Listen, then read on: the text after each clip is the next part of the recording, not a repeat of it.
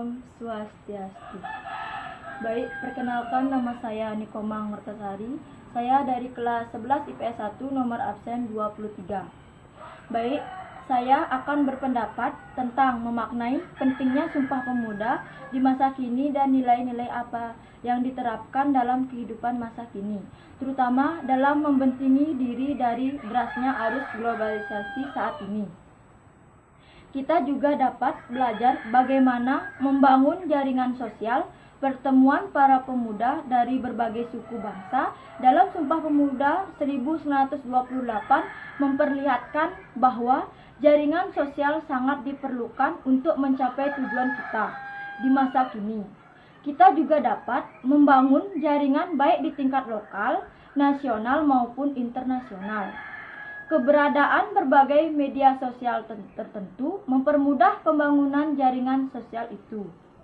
Kita dapat memahami bahwa bahasa memiliki peranan vital. Di masa lampau, bahasa yang digunakan sebagai alat pemersatu, akan tetapi fungsi bahasa bukan hanya sebagai alat pemersatu, melainkan juga sebagai alat untuk berkuasa. Di era global, bahasa adalah alat kekuasaan di mana dengan menguasai bahasa kita bisa mempengaruhi pola pikir orang lain.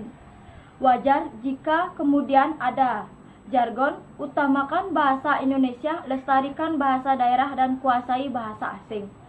Untuk dikampanyekan bukan hanya sekadar untuk memperkuat jati diri kita, tetapi juga menyiapkan kecakapan berkomunikasi baik di tingkat lokal, nasional maupun global. Sumpah Pemuda 1928 mengajarkan 3 hal penting bagi kita. Pertama, kita bisa belajar bagaimana mengembangkan karakter yang integratif. Jika di masa lampau karakter ini dikembangkan untuk menyelaraskan visi dan misi makna di masa kini, karakter ini dapat kita gunakan untuk menciptakan tata kelola yang baik sekaligus membangun peradaban madani. Era globalisasi adalah era di mana semua hal terlihat lebih simpel, lebih canggih dan modern.